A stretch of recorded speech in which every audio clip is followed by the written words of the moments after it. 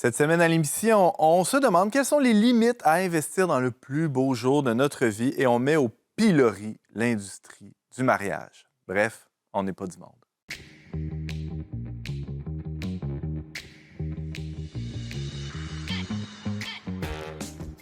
Bonjour à tous et bienvenue à votre magazine Foi et Culture. Ici Antoine Malenfant, votre animateur pour cet épisode consacré à l'industrie du mariage. Et j'annonçais les couleurs d'entrée de jeu, là, dès le début de l'émission, annonçant qu'on allait clouer cette industrie au pilori, la martyriser, la bulldozer. C'est notre intention, notre humble projet pour la prochaine heure. Avec quelques nuances, peut-être. Catherine Richard, bonjour. Bonjour. Tu n'es pas une organisatrice de mariage? Non. Quoique, ça pourrait arriver. Oui, ça m'est arrivé, par exemple. Oui, Ah! J'ai aidé plusieurs personnes à organiser leur mariage. J'étais impliquée aussi concrètement dans l'organisation de quelques mariages. Puis à un moment donné, tes enfants, t'es mère de 12 enfants. Je suis mère de 12 enfants. On vient de fêter 20 ans de mariage, là, mon mari et moi. Incroyable. On s'est mariés entre Noël et le jour de l'an, il y a 20 ans. Un mariage d'hiver. Drôle d'idée. On y reviendra à ça aussi. Mais donc, tu as déjà aidé des gens à se marier, mais aussi peut-être que tu vas être appelé à aider tes enfants un jour à organiser leur mariage. Peut-être, qui sait. Qui sait. Merci d'être là pour nous témoigner de ton expérience. Thomas Malenfant. Allô? Grande expérience dans les mariages. Oui et non. Je me suis jamais marié, mais j'ai depuis 10 ans que je suis prêtre. Alors, j'ai présidé à une cinquantaine de mariages quand même déjà, fait que de toutes sortes, dans toutes sortes de circonstances. J'ai pu voir aussi l'impact qu'a l'industrie sur comment se vit cette journée-là. Puis les jours qui suivent, puis les années qui suivent. Et ouais, c'est ça, en amont, mais en aval aussi, comment ça vient avoir une grosse influence dans la vie de ces couples-là. Donc, tu es aux premières loges, en quelque sorte, surtout dans les préparations du mariage. Tu vois comment ça préoccupe les couples. Très hâte d'entendre tes expériences. J'aurais peut-être moins de nuances que Catherine, mais on est là ensemble pour ça. Dans un esprit de dialogue. Exact. Vous vous connaissez, là, pour... Oui, ça sera pas heureusement, malheureusement. Ça sera pas notre premier astinage. Ouais. C'est ça. Pour le plus grand bien des auditeurs, on en est certain. Ariane Blais-Lacombe, bonjour. Tu es formée en sciences politiques. Oui. Et on avait envie de t'inviter justement pour que tu nous fasses une espèce de portrait de cette industrie-là et aussi que tu nous partages tes expériences, ton expérience, à moins qu'il y en ait d'autres que je ne connaisse pas, de mariage. Mariée depuis combien d'années, Ariane? Depuis 11 ans. Moi aussi, comme Catherine, je suis une mariée d'hiver. Ah ouais? Je suis mariée un mardi parce qu'entre Noël et les jours de l'an, les jours de la semaine ne comptent pas. C'est dimanche tous les jours? Oui, c'est ça. Un mardi d'hiver. Ah oui, OK.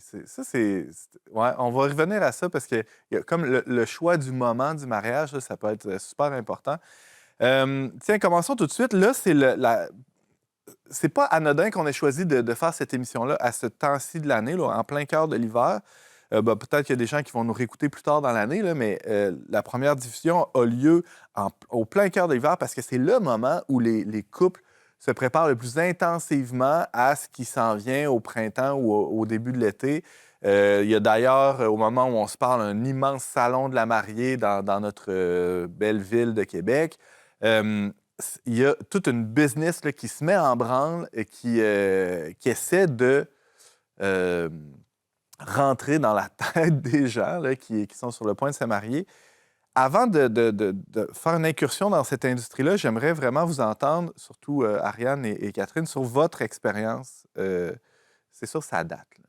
Oui, c'est ça, vraiment. Mais ça va nous permettre de mettre en parallèle. C'est sûr que nous, on était très jeunes. On avait 21 ans les deux, donc on était paumés, étudiants. J'imagine c'est peut-être la même raison qu'Ariane. Nous, on s'est mariés un mercredi entre Noël et le jour de l'an, simplement parce qu'on était en 2 sessions. Puis on s'était fiancés au printemps précédent. Donc, se marier à l'été après, c'était comme trop vite. L'autre été d'après, on trouvait ça trop loin. Puis se marier en plein milieu d'une session, ça ne nous motivait pas tant. T'sais, on voulait faire un voyage de noces, etc. Fait qu'on voulait aussi avoir l'esprit libre, pas penser à des travaux armés. Bon. Fait qu'on s'est mariés un mercredi entre 2 sessions. On n'avait pas d'argent, on était aux études les deux. On a fait un mariage très simple. Là. Nous, ça nous a coûté 5 000 $, le voyage de noces compris. En dollars d'aujourd'hui. En dollars d'aujourd'hui. Ça fait quand même rien que 10 000 $. C'est quand même peu. Pas tant. C'est quand même très peu. C'est sûr que on avait fait payer nos invités pour la soirée. Puis c'était, maintenant, vous allez me dire, tout le monde fait ça. Maintenant, c'est monnaie courante. Mais il y a 20 ans, c'était moins à la mode. Il y avait encore beaucoup de personnes que leurs parents payaient pour la soirée. D'ailleurs, moi, j'ai une bonne amie à moi qui s'est mariée juste 2 mois avant moi.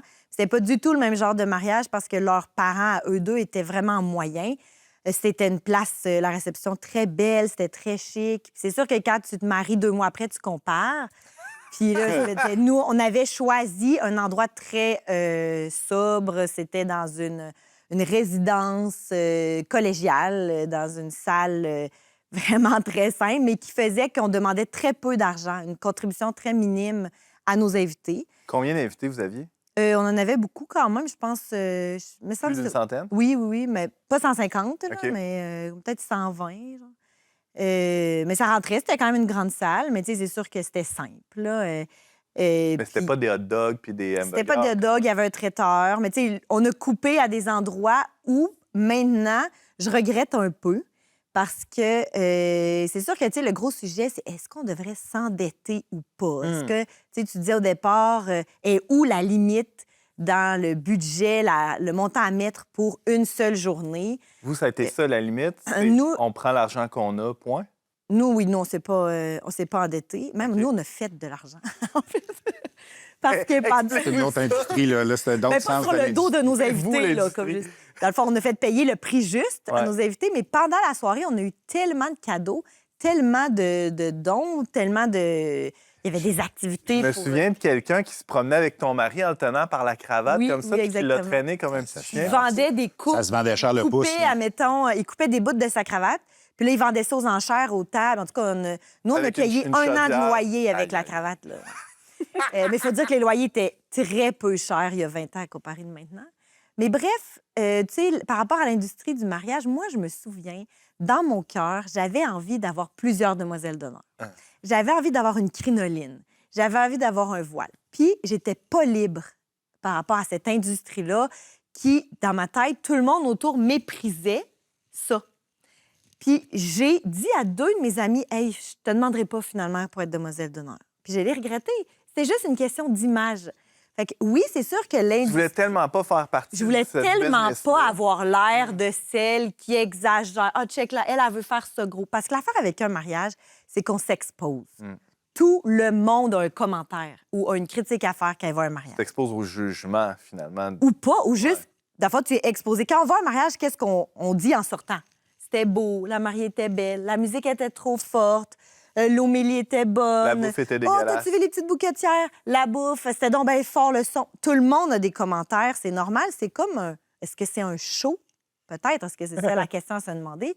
Mais on s'expose, puis moi, j'étais pas libre avec l'image. Je voulais pas que les gens disent bon, Catherine, elle voulait plein de demoiselles d'honneur, la crinoline, la grosse affaire, on sait bien. Fait que je me suis empêchée de faire le mariage que j'avais envie à cause de cet orgueil-là qui aurait pu m'associer à cette industrie-là de C'est mariage. intéressant, ça. Mais ouais, moi, c'est pour ça un peu la nuance de dire on nous impose des choses. Moi, je pense que c'est comme n'importe quoi dans la vie. Le marketing, la publicité, les réseaux sociaux nous suggèrent. Puis après, elle est où ma liberté par rapport à ça? Est-ce que tu le fais par crainte, justement, de jugement ou parce que tu discernes ou tu penses que, ou Oui, tu oui. juges que c'est ça Puis qui est en mieux? couple, qu'est-ce que nous, on veut en couple? Je me souviens, mon beau-père voulait tellement qu'il y ait tel violoniste sa voisine, puis moi, je voulais pas. Puis finalement, tu commences pas à t'ostiner, bon, tu l'as, puis là, ça a l'air de quoi, tu la connais pas. Tu sais, ça, c'est un exemple, mais il y a tellement de monde qui gravite autour de l'organisation de mariage, tellement de monde qui ont une opinion, il y a tellement de possibilités. Oui, mais c'est parce que vous étiez des enfants, c'est normal que les gens Ouais, vous laissent c'est ça. inviter puis vous aident. On était tellement jeunes, oui, exact. Puis c'est vrai aussi que d'habitude, quand tu te maries, c'est pas la 5e fois. Fait que tout est nouveau. Tu n'as pas tant d'expérience. Fait qu'est-ce que. Bon.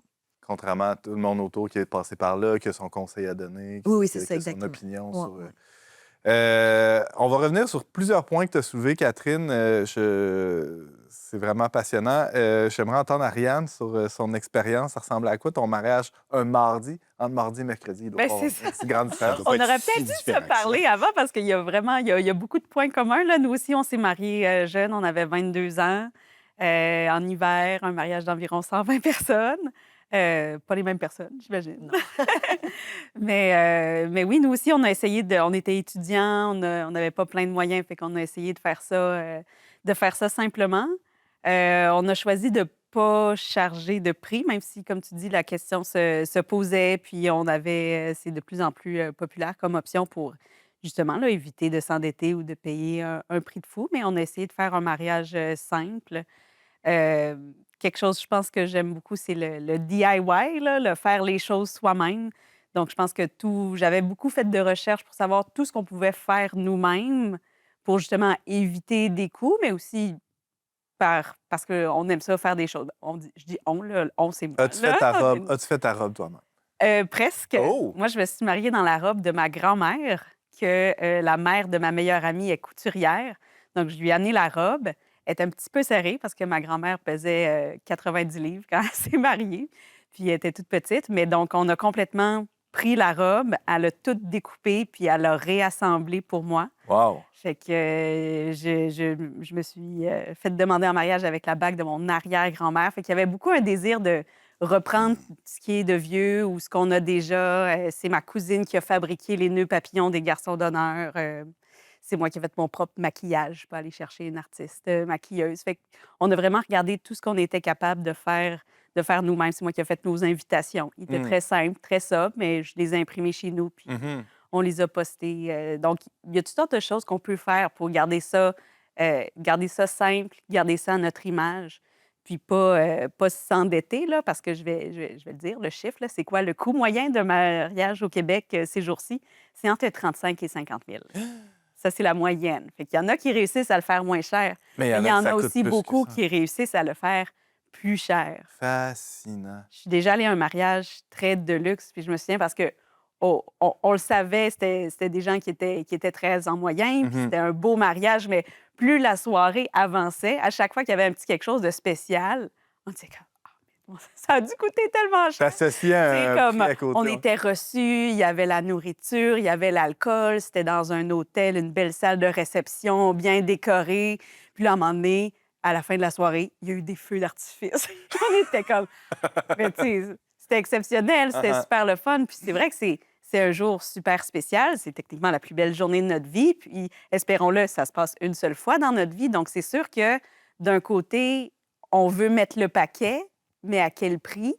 Puis on est influencé, comme tu disais, par tous les gens autour de nous aussi, mais toutes les images qu'on a dans notre tête, non seulement des mariages auxquels on est allé personnellement, mais aussi, toi, tu t'es mariée avant l'invention de Pinterest. Fait que, tu sais, t'as dû regarder des magazines ou quoi, mais reste que... oui, c'est ça, des revues. On est influencé par ce qu'on voit dans les films. Il y a toutes les traditions aussi d'un mariage qu'on traîne. Puis des fois, on se demande est-ce que c'est une tradition qui vaut la peine d'être perpétuée ou est-ce qu'on est capable de dire, ben non, là, ça suffit. Oui, puis des traditions qu'on pense qui sont millénaires, mais que ça fait juste une génération qu'on a ça au Québec. Puis c'est ça, c'est pas... Puis ça vient dans plein de petits détails. Moi, je me souviens que quelques jours avant mon mariage, ma mère s'est rendue compte qu'on n'avait pas de boutonnière pour les parents des mariés. Puis là, elle était comme super déçue parce que dans sa tête, c'est les parents de... Le cortège, il faut quand même identifier les parents des mariés. Puis là, j'en avais prévu pour les garçons d'honneur, puis le marié, puis c'est tout. J'en avais pas prévu plus. Puis là, ben là, veux-tu qu'on en commande? Oui, mais là, c'est dans quelques jours. Qu'est-ce qu'on fait? Il y a tout plein de micro-décisions, puis des trucs qui peuvent blesser des gens, parce que c'est un événement pour les mariés, mais c'est aussi quand même beaucoup... C'est un événement familial, c'est un événement social, je veux dire, c'est un événement marquant dans une communauté quand deux personnes choisissent de se dire oui. Là, le mariage, c'est un des traits des civilisations. Qu'est-ce qui fait qu'une civilisation existe? C'est qu'on célèbre les naissances, les morts, puis les mariages. Donc, il ne faut quand même pas non plus minimiser là, l'importance de cette célébration-là. C'est clairement pas banal. Tu parles des impacts sur les gens autour. Je pense que tu as plusieurs sœurs. Combien t'en as de sœurs? J'ai 6. Ils étaient-tu toutes demoiselles d'honneur? Il faudrait que tu le saches. Étaient-tu toutes demoiselles d'honneur? J'ai 6 sœurs, oui. Non, aucune de mes sœurs. C'est ça. Ouais. Il y a comme un peu de politique là, qui se joue là-dedans. Qui t'aime plus? On choisit qui est-ce qu'on va blesser. Qui t'aime plus, qui t'aime moins. Bien, dans les invitations aussi, là, qui on invite, combien on invite de monde. On arrête où? Ben c'est ça. C'est comme des Puis cercles. on est deux aussi, tu sais, comme il y a mon réseau, mais il y a le réseau du conjoint aussi. Pour lui, telle personne est importante, mais on l'a jamais vu. Moi, je l'ai jamais vu, mais c'est significatif. Fait que c'est sûr que ça peut créer des tensions aussi. Mhm. Déjà dans le couple, des décisions à prendre, fait que c'est en plus, il faut rajouter l'extérieur. Là, c'est pas facile. Thomas, tu es prêtre depuis une dizaine d'années. Tu as accompagné, tu le disais tantôt, une cinquantaine de couples en préparation de mariage. Ça ressemblait à ce que tu viens d'entendre, ce que tu as vu dans ton bureau au presbytère? Oui, puis dans les pratiques, c'est beaucoup là aussi qu'on voit ces dynamiques-là avec les belles familles. Les pratiques de En la pratique de la mariage. célébration, On a pas fait c'est un sommet, ça. Ah oui! Mais les préparations, puis le jour de la célébration aussi, tout le temps avant, quand les gens commencent à arriver, ceux qui mettent les choses en place, toute cette mécanique-là autour. Puis dans le fond, je t'écoutais parler de toutes ces façons de souligner l'importance de la chose. Puis tu parlais de toutes les traditions puis toutes les civilisations, mais on est un peu aussi une exception dans le sens que on est dans un monde, il y a pas depuis peu de temps, où c'est pas déjà cadré d'avance ce que seront les façons de montrer l'importance. Il y avait moins de décisions à Il prendre. y avait un cadre, et il y a encore dans plusieurs cultures un cadre de ce qui se fait et de ce qui se fait pas. Puis ce cadre-là, il permet d'entrer dans le fait de souligner ce qui est important, mais en ne centrant pas la chose sur les mariés, ou on va se le dire, sur la mariée. Parce que c'est pas pour rien que ça s'appelle le salon de la mariée, Ben oui. pas le salon de les mariés. Mais c'est quoi le centre? Puis après, c'est sûr que du point de vue chrétien de la célébration, il y a cette question-là, mais c'est vrai dans tous les engagements, dans le mariage naturel aussi. Cette mécanique-là, si elle est une façon de montrer la grandeur de ce qui se passe, elle est bonne, puis il n'y a rien de trop beau pour vrai. Puis si tu as le cash pour mettre 100 000 là-dessus, mets-le. Mais l'enjeu, c'est quoi? C'est quoi le centre? Est-ce que c'est une journée qui dit que c'est toi le centre? Si oui, moi, mon expérience, c'est que ça se passe pas bien, puis que tout le monde est malheureux et obligé, en plus, De faire semblant de que faire semblant qu'ils sont contents. Puis des postpartum de journée de mariage, là, des dépressions, là, ça arrive. Où le stress se relâche, où la célébration a tellement été présentée comme une fin qu'après, on ne sait pas quoi faire. Une fois que ça s'est écroulé, une fois que ça s'est fait, bien ou pas bien, là. Fait que c'était un peu à ça que ça me faisait penser, c'est-à-dire ce cadre-là, il permettait de dire à quel point c'est important, mais sans tomber dans le marché puis dans l'individualisme. Parce que la beauté puis la grandeur pour les mariés, c'est qu'ils deviennent un signe pour les autres. C'est qu'ils deviennent un signe. Puis ça, c'est sacramentel, mais c'est naturel aussi, là. Le mariage, c'est pas juste pour les mariés. Ouais. Puis c'est pas le party qui suit le mariage. Tu sais, tu parlais du centre. Bien sûr. Puis tu sais, le cœur du mariage, c'est la C'est cérémonie. l'engagement. Oui, c'est l'engagement. Bien sûr. C'est la cérémonie. Puis quand tu regardes autant la durée, tu sais, la cérémonie de nos jours. Bien sûr. Avant, je pense que les gens se pointaient à l'église, ils se mariaient, on mangeait des petits sandwichs pas de croûte, puis à 2 heures, c'était fini, tout le monde partait de leur bar, puis les mariés partaient en auto. Mais de nos jours, la cérémonie est tellement peu par rapport à toute la préparation le matin, puis tout après la réception, C'est le intéressant, party, puis autant en termes de coûts aussi.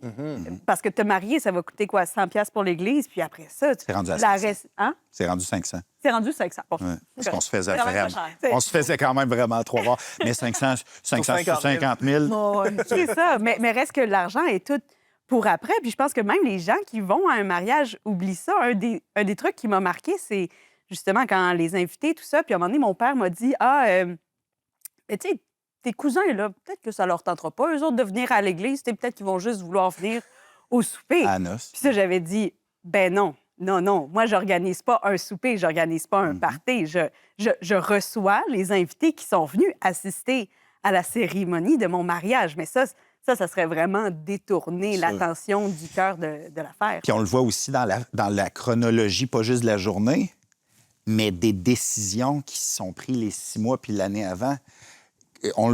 Nous, c'est pas toujours, mais c'est un très bon indicateur. Est-ce que Moi, la quand la salle a été personne, exact, quand réservée la avant personne l'église, se pointe pour regarder le déroulement de la célébration, est-ce que pour eux, c'est quelque chose qui vient après avoir fixé le spot de la noce, c'est qui le band qui va faire la musique? Et ça arrive, là, où là, on a littéralement placé toutes ces choses-là, puis après ça, on planifie la célébration pour savoir avoir... Puis nous, on s'en rend compte parce qu'il y a encore une imagination que nous autres, on va pouvoir faire toutes les célébrations à n'importe quelle heure, n'importe quel jour, n'importe quelle place. Puis là, les gens y atterrissent, puis ils se rendent compte que non. Puis on dit, ben je sais pas, c'était peut-être un peu la charrue à 20 bœufs. Ça aurait peut-être été le fun de placer la célébration avant de placer le crémage autour. Mais c'est pas... Puis le point, c'est pas de centrer ça sur l'Église, mais de centrer ça sur le cœur de l'engagement. C'est la même chose pour les engagements civils. Souvent, c'est ce qu'on sait à la fin. Kat, t'allais dire de quoi? Non, tu faisais juste lever le doigt. Non, vraiment. C'est plein d'affaires si tu veux. Là. Non, je pensais que je t'avais vu lever le doigt. Hey, on prend une petite pause, puis après la pause, j'aimerais vous entendre sur quelques trucs pratico-pratiques, les regrets ou les choses à faire ou à ne pas faire dans une préparation de mariage. À tout de suite.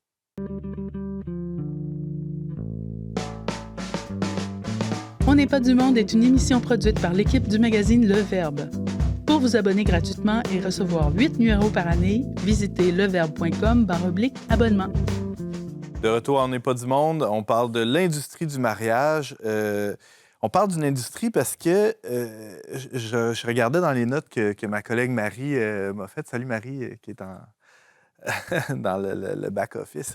Marie a dit il y a une promesse d'une expérience unique et extraordinaire qui est faite par cette industrie-là, l'industrie du mariage. Mais pourtant, à force d'assister à plusieurs mariages, je ne sais pas si vous voyez, mais cette unicité-là ou cette promesse d'expérience extraordinaire, finalement, ça finit par tout se ressembler. Trouvez-vous? Oui, c'est vrai. Il y a comme une... On vend le rêve de quelque chose à ta couleur, mais finalement... Il n'y a rien de plus banal aujourd'hui que quelqu'un qui va être original. Mm-hmm. Et c'est un des endroits où on le voit. Et pourtant, avant la pause, on parlait aussi de... Thomas, tu disais qu'est-ce qui est au centre, puis le fait qu'il y avait des codes, puis qu'il n'y a plus de codes, ou en tout cas moins de codes, de normes, de ce qui se fait, ce qui se fait pas.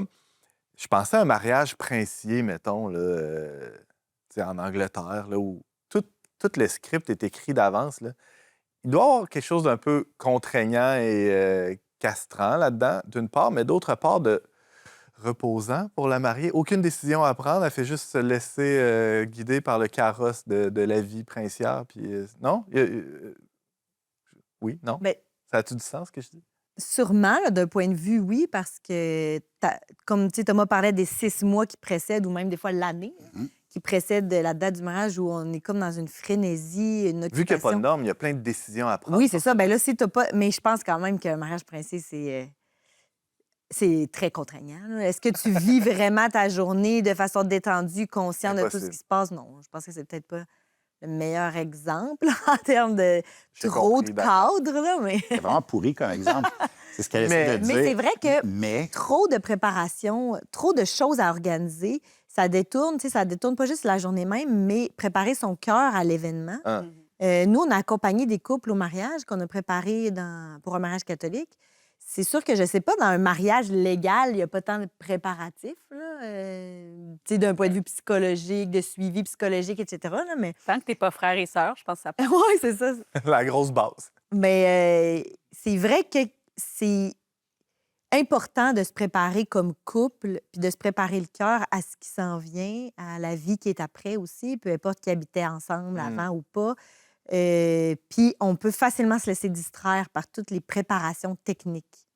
Puis on arrive au mariage, on va être déçus. Souvent, on est déçus, ça ne marche jamais comme on veut, il n'y a pas tout qui est parfait. Y a-tu eu des moments où tu t'es sentie justement distraite ou ouais, il me semble que ça prend trop de place dans ma préparation, ça, c'est C'est que nous, on a fait comme Marianne beaucoup de nous-mêmes.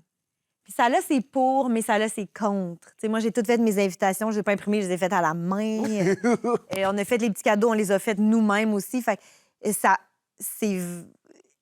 mettons, à rebours, je paierais pour faire puis être plus déchargée. On a fait beaucoup nous-mêmes. J'en mettrais plus, moi, d'argent à rebours. Mes boucles d'oreilles, je les ai achetés chez Walmart, mais ils ont brisé, comme le soir du mariage. Les souliers de mon mari chez Walmart... tu sais, ça peut être cheap aussi, là. Comme c'est pas juste de dire qu'il ne faut pas mettre beaucoup d'argent, mais ça dépend toujours de dans quel esprit tu rentres là-dedans, dans l'esprit de sauver d'argent, mais ça peut être une charge. De vouloir tellement sauver d'argent et de tellement être économe, ça devient que tu as bien trop de choses à gérer, tu sais, de demander de l'aide ou de faire Ça, faire si de j'avais l'aide. décidé de faire la couture de mon propre habit, tu sais, Ben peut-être oui. ça m'aurait demandé beaucoup de Exactement. temps et d'énergie. C'est pas qu'on n'était pas capable. Tout ce qu'on a fait nous-mêmes, on était capable de le faire, mais c'était un peu trop par souci de simplicité. Mais c'est vraiment l'image, moi, mon Ah ouais, défi. Là, vouloir avoir l'air le plus simple possible. Là. c'est l'ouvrage. Oui, exactement. Finalement, c'est pas si simple. Ariane?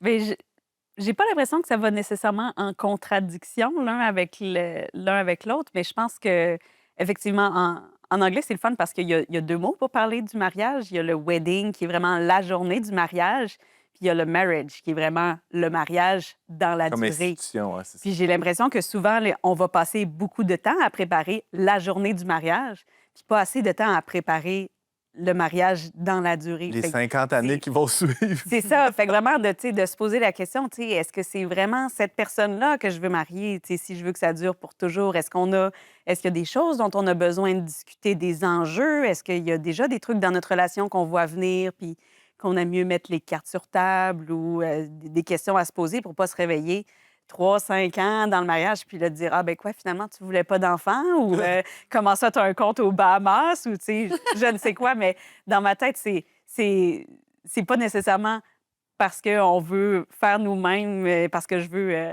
faire mon propre bouquet de fleurs, par exemple, ou quoi que ce soit, que je peux pas en même temps passer ce temps-là à me questionner sur la vie que je vais mener. Mais c'est clair qu'il faut pas que ça prenne plus d'importance là, que Mais je parle pas que juste l'autre, là. d'importance dans le cœur, mais de temps. Oui, bien, il y a ça Oui, aussi. oui. Tu as passé tes cours, finalement, la session où tu te préparais à ton mariage? Ça a bien été. Puis ça change la qualité de présence des époux dans la célébration. Ça se voit, ça. Il y a du monde, c'est triste à dire, mais il y a du monde qui ne sont pas là à leur mariage. J'en vois, puis c'est triste, qui sont tellement pris par la patente que tu le vois quand quelqu'un est là ou pas là. Dans l'engagement, là, tu vois quand quelqu'un est un peu sur le pilote automatique parce que tu as passé la semaine à te battre pour tel tapis de tel Centre de table. tel centre de table, tel taponnage, tel bouquet, tu sais. On est limité comme être humain dans notre capacité de temps et d'attention. Fait que c'est sûr que à quelque part, ce qu'on met comme gaz sur ce qui va autour, bien, on l'a pas. Je me souviens avoir eu un moment d'absence à mon propre mariage aussi. Il y a eu Il y a un ça, moment c'est où autre chose. J'ai comme perdu la carte quelques minutes pendant l'homélie. Ça, c'est... Salutations quelque aux frères chose qui nous écoutent d'en C'est haut. ce que j'aime. Ça, c'est un autre phénomène. C'est très masculin, pas que, mais Je suis pas spécial. le moment, moi, j'appelle, c'est le moment où il pâlit. Ah ouais. Ça, je vois ça, puis souvent, pour moi, c'est un bon... C'est comme, il vient de comprendre. Puis là, ça me réjouit. Je me dis, OK, fait que c'est bon, ça veut dire qu'il est là. Il est dans la réalité. Quand le gars, il vient pâle, c'est bon signe. Il commence à prendre la mesure de l'ampleur de la patente. Puis, en tout cas, c'est ça. Non, mais ça, c'est ça. Dans mon expérience, c'est typiquement masculin. Il y a une espèce de la célébration est bonne pour les deux là-dessus, mais souvent, j'ai vu des gars comprendre à un autre niveau le sérieux de l'engagement qui se passe là pendant la célébration. Puis, est importante, la célébration, pour ça. Parce que, oui, c'est que le début de ce qui vient après, mais c'est le début de ce qui vient après. C'est quand même tout ça. Fait que cette célébration-là est faite pour ça. Du point de vue religieux, et bien sûr, on a tout... Comme une fenêtre pour la grâce. Il y a comme C'est un timing, c'est un temps favorable. C'est pas n'importe quel jour. Pour vrai, c'est pour ça que je suis pas contre le fait qu'on le souligne puis qu'on se donne des moyens de s'aider pour réaliser l'importance de ce qui se passe. Mais ces moyens-là, quand ils nous éloignent de ce qui se passe, bien, ils se détournent. On parlait de l'industrie un peu au début de l'épisode. Là, je faisais des blagues avec Catherine, qui est une organisatrice informelle de mariage. Est-ce que tu as affaire à des organisateurs, des organisatrices de mariage? C'est arrivé, mais de façon générale, je fais tout ce qui est en mon pouvoir. Puis c'est de plus en plus clair dès le début de la demande de mariage à l'Église là, que pour ne pas avoir affaire. Moi, j'ai affaire avec les époux. Toi, tu n'existes pas pour moi. Fait que je le dis assez clairement. Puis je mets ça au clair avec... respect. En tout respect. Parce que dans le fond, ils ne se mêlent pas de l'organisation de la cérémonie. Non, c'est pas ta business. Puis ici, là, c'est pas ton turf. Ce que tu dis ne compte pas pour moi. Puis ça, souvent, c'est un peu ma job dans la préparation. Puis si vous saviez à quel point c'est difficile des fois de défendre juste dans les choix, parce qu'il y en a des choix dans le déroulement de la célébration. Pour vrai. Mais juste de défendre ce que les époux veulent, eux. Pas ce que la belle famille veut. Pas ce que les amis vont penser, pas ce que la marieuse a lui dit. Souvent, puis ça, c'est beaucoup dans la pratique de la célébration, où je me retrouve à être le défenseur, parce qu'on a eu ce genre-là du couple, puis eux, dans la procession d'entrée, ils veulent entrer de cette façon-là, liturgiquement, c'est ce qui a du sens, tout ça. Puis la belle-mère, qui fait une crise d'honneur parce qu'elle, elle veut rentrer de même, bien, c'est tough, là. Puis souvent, c'est un peu ma job, faire comme... C'est pas ton mariage, fille. C'est comme, sorry, mais c'est leur mariage. Puis eux, ils ont eu ce discernement-là, puis on a jasé ensemble, puis ça va être ça. Mais souvent, on achète la paix ou on essaie de faire des compromis, puis c'est normal. Là, c'est ça la vie en société. Mais chacun a peut-être de l'eau à mettre dans son verre là-dedans. En commençant par les belles-mères. On parle des belles-mères beaucoup, mais sûrement les beaux-pères sont pas mieux. Ça arrive. Je parlais de Wedding Planner. Le format, ça a-tu un impact? Tu avais un peu plus d'une centaine d'invités. Toi, combien à peu près? Même chose. Là, Même chose. Ouais. Est-ce que vous auriez préféré un plus petit mariage ou un plus gros mariage? Y a-tu des... Le nombre, je pense, ça a un impact dans plein de choses dans notre vie. Tu as 12 enfants, c'est pas comme en avoir un. Là. Non, mais... C'est de la masse, là. Est-ce que ça devient une masse anonyme à un certain point? Je parle du mariage. Je parle pas de mariage. Hein. Non, mais c'est vrai que ça devient compliqué à un moment donné. Tu invites... Ah ouais, mais là, si j'invite tel cousin, il va falloir que j'invite aussi tous mes autres cousins. Ou si j'invite tel ami du secondaire, ben là, il faudrait que j'invite le reste de la gang. Ça devient un peu exponentiel à un certain point. Comment on gère ça pour pas, justement, déplaire à trop de gens? Ariane? Oui, moi, en rétrospective, je pense que j'aurais pas voulu un plus petit mariage. Puis j'ai plus regretté de ne pas avoir invité certaines personnes que d'en avoir invité. Parce que c'est vrai qu'à un moment donné, il faut mettre des limites. Puis c'est souvent comme des limites financières ou des fois des limites de comme, là, telle salle où on voulait faire la réception, tu sais, le cut-off, c'est ça. Fait que, on n'ira pas dans la plus grande salle de la ville juste parce qu'on a une couple de cousins éloignés qu'on veut inviter. Mais c'est ça. Puis par rapport aux questions financières, nous aussi, on a fini par faire de l'argent sur notre mariage, justement parce qu'on a été surpris par la générosité de certaines personnes. Puis comme... Je ne veux pas dire qu'il faut choisir des gens qui vont donner des cadeaux. Good, c'est gênant. Mais si tu as un choix entre deux mononcles... c'est sûr que celui Il y a des gens qui ont des parents d'amis qui, eux, nous connaissent depuis qu'on est jeunes. Mais toi, les gens qui te connaissent quand tu as 5 ans, tu les connais pas quand tu as 5 ans, puis qui, finalement, ils sont venus à la réception, à la cérémonie. On les a pas invités à la réception. Ils nous ont quand même donné une carte. Puis dans la carte, il y avait un beau chèque. Bien, c'est sûr que par après, on s'est dit, crime, on aurait dû les inviter. C'est plate. Ou, c'est ça, des gens qui, peut-être, qui habitent à l'étranger. Puis tu te dis, là, ils feront pas le voyage. Puis ils l'auraient fait, finalement. Mais c'est vrai que là, je dis ça, mais peut-être que sur le coup, si je l'avais fait, j'aurais dit, là, il y avait plein de monde. Mais moi, je m'étais dit, un des trucs, je veux pas rencontrer personne la journée de mon mariage. Fait que, nos amis, mettons, leur plus un, là, si ta blonde, du moment, je la connais pas déjà, honnêtement, pas de nouvelles connaissances là-dessus. En tout cas, j'étais pas chaude à l'idée que tous nos amis amènent tu sais, leur chum et blonde du moment, considérant que, tu sais, c'est une gang d'amis, il y a personne qui aurait été toute seule dans son coin. Ouais. Fait que, tu sais, mais c'est vrai que quelque chose comme ça, c'est quand même touché, tu sais, à Mais dire, ça là. dépend aussi comme si tu payes. Ben, c'est Parce ça. que toi, dans le fond, tu payais. Nous, on on payait. faisait payer. Fait que peut-être que ça dérange moins de ce point de vue-là les accompagnateurs. Là. Ouais. Mais c'est sûr que ça prend une place quand même, si tes places sont limitées. Puis c'est ça. Puis même faire payer, c'est quand même un dilemme. Je sais pas si vous l'avez vu comme un dilemme, mais tu Ouais. sais, j'ai un ami à un moment donné qui me disait, tu sais, parce que de fait, c'est de plus en plus populaire, mais un ami, quand on était plus jeune, qui avait dit, on s'est fait inviter à 3 mariages cet été. Il demande toute une contribution. C'est bien plate, mais on peut pas se le permettre. On en a choisi un, puis on a dû refuser les autres.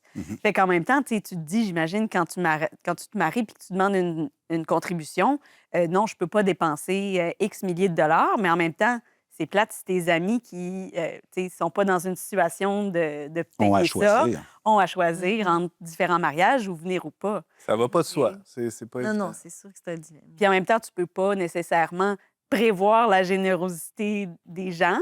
Tu peux espérer, mais c'est vrai que tu peux pas compter là-dessus. Là, parce que- Puis la générosité, si c'est garanti que tout le monde va Quand même, donner est-ce en que tu surplus. vas t'empêcher de te marier parce que tu n'as pas les moyens de payer pour inviter? Ben, Tu sais, c'est fait que ça. c'était comme... Ben, d'ailleurs, il y a plein de gens qui repoussent le mariage pour des raisons Jusqu'à ce qu'ils financières. aient les moyens. Jusqu'à ce qu'ils aient les moyens de se marier. Est-ce que ça devrait être un... Parce que c'est vrai qu'aussi la vie de couple et la vie de famille va coûter quelque chose, là, après. Est-ce que ça doit être un critère de discernement? Parlons du Québec en 2026, là, parce que peut-être à une certaine époque, ça aurait pu être un autre discernement. Mais aujourd'hui, est-ce que ça devrait ou ça pourrait être un critère de discernement? Il faut avoir les moyens de se marier aujourd'hui pour se marier ou... Bon, moi, je pense que c'est possible de le faire. C'est sûr que ça coûte beaucoup plus cher maintenant. Je suis consciente que quand moi, je me suis mariée il y a 20 ans. Mais l'épicerie aussi. Là. Mais oui, mais c'est ça, Puis les tout est plus salaires, cher. Mais il y a quand même une phase... tu sais, je pense pas que je me serais empêchée de me marier parce que j'ai pas d'argent. Parce que dans le fond, justement, comme les autres disent, le mariage, c'est pas nécessairement la réception. Là. La cérémonie en tant que telle, c'est pas ça qui coûte non. si cher. Puis il y a plein de moyens d'acheter usagé ou de ne pas trop dépenser. Une des plus belles noces que j'ai été, moi, c'était un potluck. C'était un couple cassé de chez pauvre, là. Pauvre de chez pauvre. Un jeune couple. En tout cas, je dirais pas de nom. Extraordinaire. Très belle célébration. Puis c'est Apporter un votre... des beaux-parents qui a loué un gymnase à côté, dans l'église, pour 200 pièces. Puis le monde a amené de la bouffe. Ça a été un potluck. That's it. Et il y a eu des bands, parce que c'était des amis de musiciens live qui ont joué gratis toute la soirée. C'était... Quand tu amènes un lunch pour un potluck d'un noce, tu te forces. Hey, la bouffe était écœurante. Tout le monde s'était forcé. Alors, est-ce que c'est la nouvelle règle? Est-ce qu'il faut faire ça? Non. C'est comme si t'es pas pauvre puis que tu fais ça, les gens vont t'haïr. On s'entend. Puis c'est correct. T'as l'air cheap. Là, ils font bien de t'haïr. Là. C'est correct. Mais si c'est ça ta réalité, c'est ça ta réalité. Là, que ça devrait pas être un point important. Le discernement, c'est plus est-ce qu'on a la capacité de fonder une famille, d'entrer dans cette sorte de vie-là, cette responsabilité-là. C'est pas que l'argent n'existe pas. Mais est-ce qu'on a les moyens de rentrer dans ce show-là pour 20 000 $? Ça ne devrait pas être un critère. Marie, que je citais tantôt, avait une autre belle formule. Elle dit si c'est un événement familial, c'est bien si les gens se sentent inclus et utiles sans se sentir utilisés. Il y a comme une nuance là, à faire. Parce qu'elle parlait de traumatisme passé, là, où elle connaît des gens, disons, qui se sont sentis utilisés dans la préparation d'un mariage. Et c'est vrai que ça peut arriver. Là, toute cette pression-là qu'on se met sur nous-mêmes, on finit par la projeter puis la transmettre aux gens autour de nous. Il y a un risque d'être dans l'exigence, dans les attentes très élevées pour justement que ça soit la journée parfaite, le moment parfait, que tu sois Instagrammable et Pinteresque. Les réseaux sociaux, ça a une influence. Toi, est-ce que c'était déjà... tu regardais les tendances? Oui, Pinterest existait, puis je pense que c'est pas mal... Il y a 11 ans, oui. C'est là que ça se passe. Mais en même temps, Pinterest, c'est aussi un peu le royaume Du DIY. Du DIY, là. Fait que j'ai lu beaucoup d'articles sur qu'est-ce qui valait la peine de payer un professionnel, puis qu'est-ce qu'on était capable de faire soi-même. Mais d'un article à l'autre, tout le monde dit une chose et son contraire. Ça t'a plus aidé? C'est ça. Ça a aidé. Ça là. t'a plus aidé ou nuit, ouais? Non, aidé. Là, j'avoue OK. qu'il y a plein de bonnes idées. Mais C'est sûr que les réseaux sociaux comme Instagram, j'ai été plusieurs années sur Instagram, ça montre, ça donne ça influence, ça donne une image, ça Ouais. donne comme les autres qui se sont mariés pour de vrai, puis qui montrent leurs photos de leur vrai mariage. Tu sais, des fois, avec moi, je regardais des revues, là, il y a 20 ans, puis c'est tous Tu sais des que c'est stagé, mannequins, ouais, c'est, c'est tu sais, ça. bon. Mais là, quand tu regardes, je trouve que ça rentre dans la tête, puis ça influence quand même. Ça pose un Ça standard. pose un standard, ouais, qui fait que tu peux être déçu de finalement pas avoir l'argent pour faire comme eux. Là. Comme Moi, quand je tu suis rénoves ta vraiment salle de contente bain, de ne ça. pas avoir eu ça quand je me suis mariée. Là. Hmm. Parce que je suis fragile à ça, j'aurais que trouvé tu ça décris un mariage avec un potluck, tu sais, moi, d'emblée, je trouve que ça sonne super le fun, mais tu sais, quelqu'un qui a jamais assisté à un mariage comme ça, on peut pas nécessairement deviner que ça va être beau puis super. Puis c'est parce pas que- sûr que ça va être super, là. Tout à fait. Il y a un vrai risque. y a Ça un vrai peut chirer. Mais reste qu'on est beaucoup influencé par tu sais, nos modèles familiaux. Même chose, nos parents vont nous projeter beaucoup ce qu'ils ont vu, ce qu'ils ont vécu, puis les films beaucoup, les réseaux sociaux. Donc, c'est sûr que on a, si on en vient à vivre toute cette pression-là, puis après à la déborder sur tous nos proches, c'est qu'en amont, là, on a été influencé, là, qu'on le veuille ou non, par tout cet environnement-là. Mais en même temps, tu sais, moi, je vois depuis quelques années des adultes qui redécouvrent la foi dans le contexte de nos paroisses, qui vivent ensemble, qui ont souvent même une famille depuis plusieurs années. Puis comme mané dans cette redécouverte de leur foi, veulent que leur vie de couple fasse partie de cette vie de foi-là. Puis là, eux vont se rapprocher du mariage religieux, vont demander le mariage religieux, mais souvent, ils arrivent avec une espèce de telle crainte du show qui leur est vendu que souvent, le défi avec ces gens-là, c'est de leur expliquer que ça ne peut pas être privé dans la sacristie. Tu parlais des invités, là. Ouais. Puis j'ai eu la discussion il n'y a pas si longtemps avec un couple super craqué dans la redécouverte de la foi. On va faire un parcours ensemble cette année, c'est super.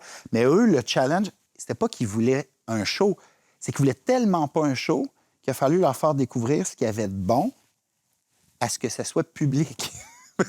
Puis que, non, c'est important d'inviter les gens.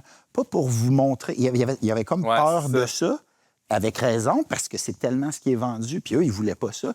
Mais de dire, non, ça peut être public, ça peut être communautaire, ça doit l'être, mais sans être une représentation. Sans forcément être un spectacle. On revient précisément sur ce point-là tout de suite après la pause, Thomas. Merci. Vous avez un commentaire, une suggestion ou une question pour l'équipe d'On n'est pas du monde? Contactez-nous via les pages Facebook et YouTube du Verbe Média ou écrivez-nous directement à onpdm@le-verbe.com. De retour à On n'est pas du monde, je suis accompagné de 3 spécialistes de l'amour et du mariage. Thomas, prêtre dans Mission Bellechasse et de Chemin, Ariane Lacombe, qui est chroniqueuse pour Le Verbe, et Catherine Richard, qui est épouse et mère de familles nombreuses et chroniqueuse occasionnelle à On n'est pas du monde. On parle de l'industrie du mariage. On a beaucoup évoqué, effleuré la question du sens profond, du sens réel de ce sacrement depuis le début de l'épisode.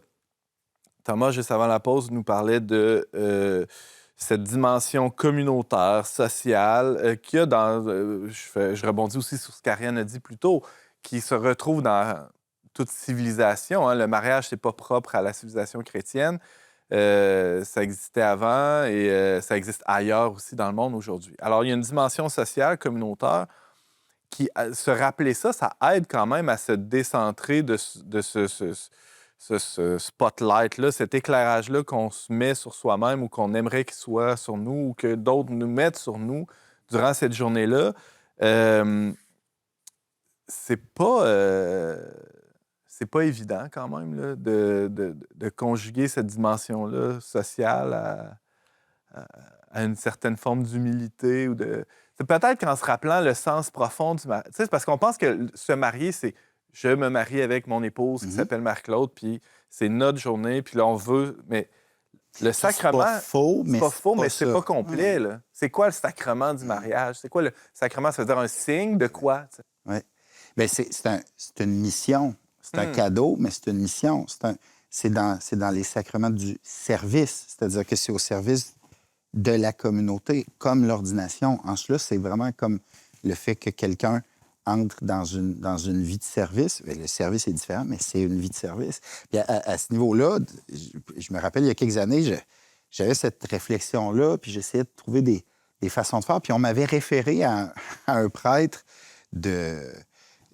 qui a bientôt presque 100 ans, avait, lui, pour habitude, ici au Québec, de ne faire que des mariages où il y avait plus qu'un couple qui se mariait en même temps. Il y avait ça quand j'étais jeune à la Pocatière. On servait des banquets, je ne sais pas si tu t'en souviens, Thomas. Puis il y avait eu un mariage de d'une famille d'agriculteurs. Là. Puis 2 frères s'étaient mariés. Puis la réception, c'était les 2 familles ensemble. La même cérémonie. La même célébration du mariage où il y a plus d'un couple. Ça se fait ailleurs. C'est possible et prévu dans le rituel. Puis c'est un peu comme... fascinant. Ce prêtre-là ne faisait que ça. Bien, il faisait pas que ça, mais c'était une direction qu'il avait pris dans son ministère. Puis c'était quelqu'un qui avait un ministère particulier d'accompagnement des couples. Comme on fait des baptêmes de groupe. Puis ça s'est terminé par un grand happening. Ça vaut la peine d'aller chercher ça sur Internet, où c'était au Stade olympique à Montréal. Il avait marié, je crois, une 30aine de couples en même temps. Wow. Puis ces couples-là sont restés en lien ensemble pendant des décennies jusqu'à ce qu'ils meurent et se sont toujours soutenus. Puis l'anomalie statistique de cette génération-là, c'était qu'il n'y avait personne qui avait divorcé dans ce couple-là. Puis c'était un glitch. Mais en même temps, dans la on s'entend, on fait pas ça pour ça, là, c'est pas ça l'enjeu. Mais pas obligé de louer le stade olympique. Pas obligé de louer le stade pour être sûr de ne pas divorcer. C'est pas ça que je dis, mais il y a quelque chose là-dedans. Il y a quelque chose là-dedans. Il y a quoi? Il y a quelque chose là-dedans. Puis encore, je fais le parallèle un peu avec les ordinations. Mais c'est parce que c'est pas pour rien, puis c'est pas mauvais. Dans une ordination, quand il y a 2 ou 3 gars qui sont appelés puis qui répondent, ça permet de... It's not about you, comme disent les It's Grecs. not about you. C'est pas à propos de toi. Mais en même temps, c'est à propos de toi. C'est sûr que c'est l'Église qui se réjouit de la grandeur puis de la beauté. C'est ça, le mariage. C'est de montrer l'amour de Dieu puis le don de soi qui est fécond puis qui donne la vie à ceux qui donnent leur vie puis aux autres autour. Je veux dire, c'est une image de la Trinité. C'est quelque chose. Le monde se meurt de ne pas voir de couples qui vivent ça comme ça. On va être capable de le dire au maximum. De le crier, de le chanter, puis de le toute danser. la célébration, si elle peut hurler ça, à quel point c'est ce qu'il y a de plus haut, fine. Mais comment on fait ça sans se centrer sur l'ego, sans vivre dans l'idolâtrie de soi-même, puis de son couple, puis de sa fausse perfection, puis de casser, puis de briser ce signe-là. Parce que quand on vit ça comme ça, on est faux, puis on ne signifie plus rien. Là. Fait que, tu sais, le mariage à quelques couples... C'est audacieux, Moi, je suis pas game encore. Là. Je suis Non. pas sous, mais maintenant, il va me pousser des organes à des places, puis je vais le faire. Là. Je vais le faire. Je me mets au défi. Vous m'entendez? Là. Je me mets au défi. S'il y a des gens qui sont intéressés, là, vous pouvez aller sur le site de Exactement. Mission Mission Bellechasse et Chemin, on prend les inscriptions pour l'été prochain.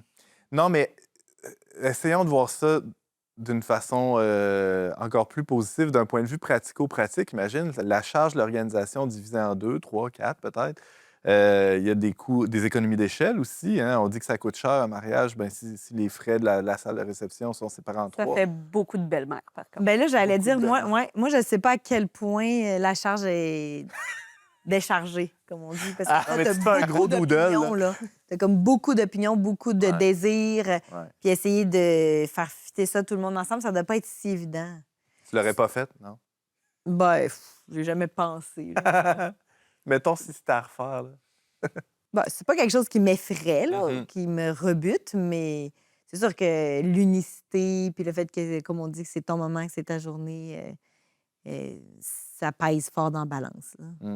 J'aurais mieux aimé me marier en même temps qu'un autre couple que quelqu'un demande sa blonde en mariage pendant mon mariage. Ah ouais? Parce que Ah ça, oui, ça ça, c'est la arrive mode. aussi. C'est arrivé? Non, c'est pas OK, arrivé, je pensais mais que tu sortais... ça arrive des Je fois. pense Il y a que des tu gens sortais. qui se disent « Ah, un mariage, c'est le bon moment pour demander ma blonde en mariage. » Puis au milieu de la réception, ils font ça. Ouais. Ça, je Là, pense tout que d'un c'est... coup, la tension est haute. Oui, c'est ça, tu sais. Ouais. Je pense que c'est encore plus mal placé. Ouais.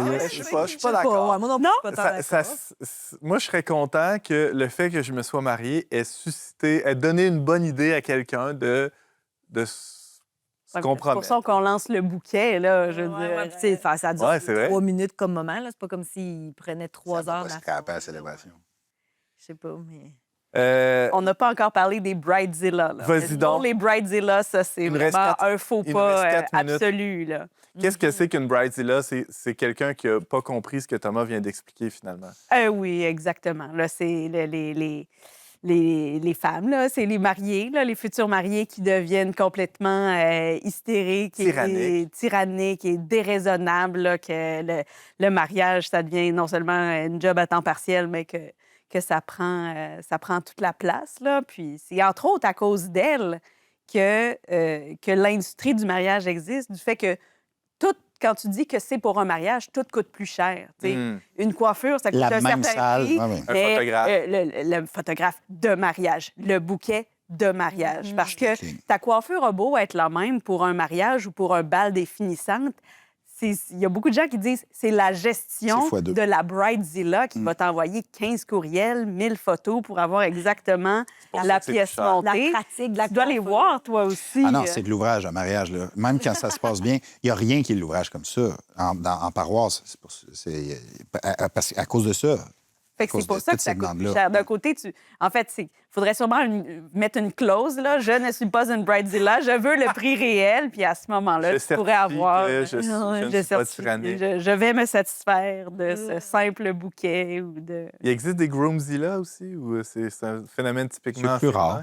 Mais puis c'est pas d'attaquer les femmes là-dedans, c'est que l'image puis la pression sociale est là-dessus. Sur elle. C'est tous les films de princesses, c'est toute la... C'est la version féminine de la porn, là. C'est de vivre dans l'imaginaire. Là. C'est toutes ces romances-là qui poussent. Là. Puis il y a beaucoup de femmes qui disent « Ah, c'était un rêve que je voulais réaliser. Ah oui. » Puis c'est un peu... Dit de même, c'est un peu bizarre. Tu sais, se marier en soi, ça devrait... Tu peux dire, oui, j'ai envie de me marier, mais comme, il me semble, se marier avec telle personne, c'est Non, plus non, important que se marier en En soi. soi. Tu sais, on ne veut pas se marier à tout prix, on veut se marier avec la Parce bonne qu'on a personne rencontré. pour les bonnes C'est raisons. creux. C'est creux. Si ça marchait, si c'était joyeux, au moins. Mais mon expérience, c'est que c'est pas joyeux. C'est triste. C'est triste pour tout le monde, of course. Mais c'est triste. C'est stressant, là, de vivre. Préparer des gros mariages compliqués. Puis après, comme je vous après, dis, ouais, c'est ça. après, le lendemain, qu'est-ce qui reste? Qu'est-ce qui reste de ce show-là, de cette exigence-là? C'était ton rêve depuis que t'es tout petite, là. T'as vu un film à la TV maintenant une fois, là. Puis là, tu vis dans cet Ouais, mais si imaginaire-là. les photos sont belles, Thomas, c'est quand même bien. Il faut que tu fasses ton scrapbook. Mais ça te tient pas un couple, ça. Ça te tient pas une vie, là. Qu'est-ce qui tient un couple? Hey, Catherine, ça fait 20 ans que tu es mariée. Il nous reste 1 minute. Qu'est-ce qui tient un couple? Qu'est-ce qui tient un couple? Ben nous, directement en 2 secondes, je vais dire la prière. C'est sûr que nous, on a la foi. C'est ça qui change le plus. Prier ensemble, c'est notre nourriture. C'est ce qui fait qu'on se voit l'un l'autre, que je vois le cadeau que est mon mari pour moi. Moi, il y a un prêtre un jour qui m'a dit « Ton mari a en lui un trésor qui est juste pour toi. » Vice-versa. Puis ça, c'est ce qu'on découvre petit à petit après 20 ans, qu'on découvre des fois rapidement quand il y a des épreuves ou qu'on veut pas voir des fois, mais notre conjoint est une aide associée qui est choisie par Dieu pour nous. Puis quand on découvre ça, c'est juste une bonne nouvelle. Il est là associé comme parfait, fait parfait pour m'aider à voir qui je suis, pour m'apprendre à aimer, me savoir aimer, devenir libre. Nous, c'est vraiment par la prière. C'est vrai qu'on parle beaucoup ensemble. On est une personne qui parle beaucoup. On essaye le plus possible de dire comment on se sent, ce qu'on vit, que ce soit positif ou négatif. Mais c'est vraiment en priant ensemble qu'on s'aime de plus en plus, qu'on se sent de plus en plus proche, qu'on vit en paix, sereinement, notre mariage, les épreuves. Les enfants vieillissent, il y a des nouveaux défis. Ben ouais. C'est pas fini, là. Fait que, c'est ça, je vois que le mariage, c'est juste un cadeau. Pour nous. Ben, on souhaite ça à tous ceux qui nous écoutent, qui sont en train de préparer leur mariage. Bonne préparation. Je remercie Thomas Malenfant, prêtre dans Mission Belle Chassette Chemin, je l'ai dit, Ariane Blais-Lacombe, chroniqueuse pour le Vermédia, et Catherine Richard, invitée sporadique à notre show. Merci à vous d'avoir été avec nous. Et on se retrouve bientôt pour un autre épisode d'On n'est pas du monde.